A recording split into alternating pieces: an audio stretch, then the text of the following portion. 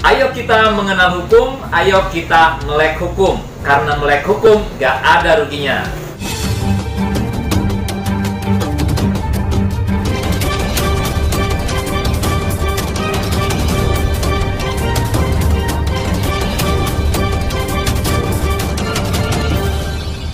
Halo sahabat santuy semuanya, jumpa lagi bersama pengacara santuy.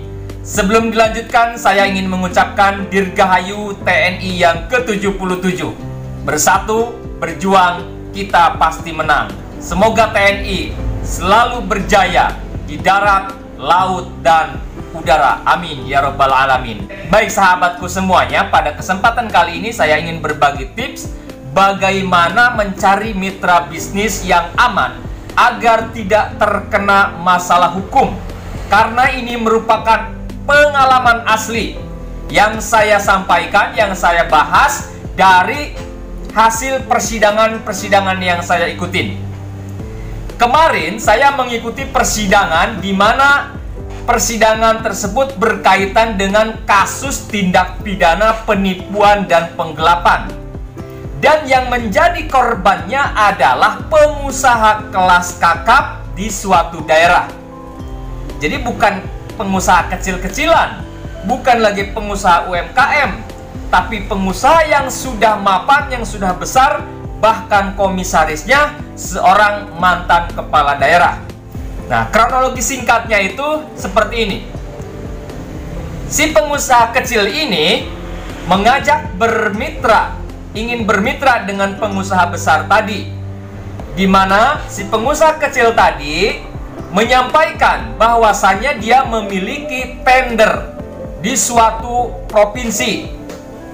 Kemudian dia sebentar lagi akan menang, akan tetapi dia membutuhkan suntikan dana untuk perusahaannya. Kemudian si pengusaha kecil ini menjanjikan kepada pengusaha besar ini untuk diberikan proyek pembangunan infrastruktur di suatu provinsi tersebut. Maka si pengusaha besar tadi bersedia ya, membantu si pengusaha kecil tadi untuk memberikan suntikan dana ya, bantuan dana, pinjaman. Namun singkat cerita, ternyata si pengusaha kecil ini melakukan penipuan. Dia ternyata bukan pemenang tender.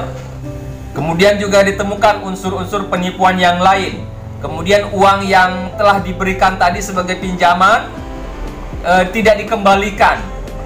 Oleh karena itu si pengusaha besar tadi setelah menempuh upaya baik-baik meminta kembali uang tersebut yang senilai 1 miliar lebih, akan tetapi tidak ditanggapi, tidak direspon, maka selanjutnya melapor kepada pihak kepolisian sampailah pada tahap persidangan kemarin. Dari sini ada pelajaran penting bagi kita selaku pengusaha yang ingin mencari mitra kerja, mitra bisnis, berpartner dengan pengusaha lain, dengan bendera yang lain, maka pastikan Anda mengetahui secara detail, secara cermat, teliti, dan terperinci siapa calon mitra bisnis Anda. Kasus yang tadi saya sampaikan ketika di persidangan, si direktur utama ini ditanya sama hakim, kenapa Anda bisa mau menerima si pengusaha tadi berbisnis dengan Anda? Kenapa langsung percaya? Si direktur utama perusahaan besar tadi menjawab, dia percaya karena penampilan si pengusaha kecil tadi, karena bicaranya meyakinkan. Nah, dari sini jelas kita selaku pengusaha jangan sembarangan bermitra. Kita harus cermat, harus teliti, mengetahui siapa calon mitra bisnis kita. Bagaimana tipsnya? Yang pertama tentu lakukan penelusuran rekam jejak. Apakah pengusaha calon mitra bisnis kita itu memiliki legalitas hukum, memiliki izin usaha, kemudian alamat atau kedudukannya jelas di mana, perusahaannya bergerak dalam bidang apa, berbadan hukum apa, PT atau CP atau gimana. Pokoknya cari tahu ya identitas dan juga rincian daripada calon mitra bisnis kita. Jadi jangan sampai hanya sekedar penampilannya sangat meyakinkan, ini pasti dia pengusaha yang sudah berpengalaman. Gaya bicaranya sangat meyakinkan. Belum tentu, teman-teman. Jangan lihat penampilan, jangan lihat kesan daripada gaya bicara dan lain sebagainya. Kalau memang kita tertarik, yakin, tapi lebih meyakinkan lagi, kita harus mengetahui legalitas daripada perusahaan calon mitra bisnis kita. Kemudian ketika bertransaksi, apakah itu pinjam meminjam dana dan lain sebagainya, pastikan ada perjanjian tertulis. Pastikan ada bukti transaksi, apakah tanda terima atau bukti transfer atau kwitansi. Jadi tips bagi pengusaha-pengusaha yang ingin mencari mitra bisnis, berpartner dengan pengusaha lainnya, dengan bendera yang lain, pastikan Anda mengenal lebih detail siapa calon mitra bisnis Anda. Dimulai dari identitas dewan direksi ataupun juga komisarisnya, kemudian legalitas perusahaannya, kedudukannya, alamat dan lain sebagainya. Pokoknya harus jelas. Ya, itu tips pertama.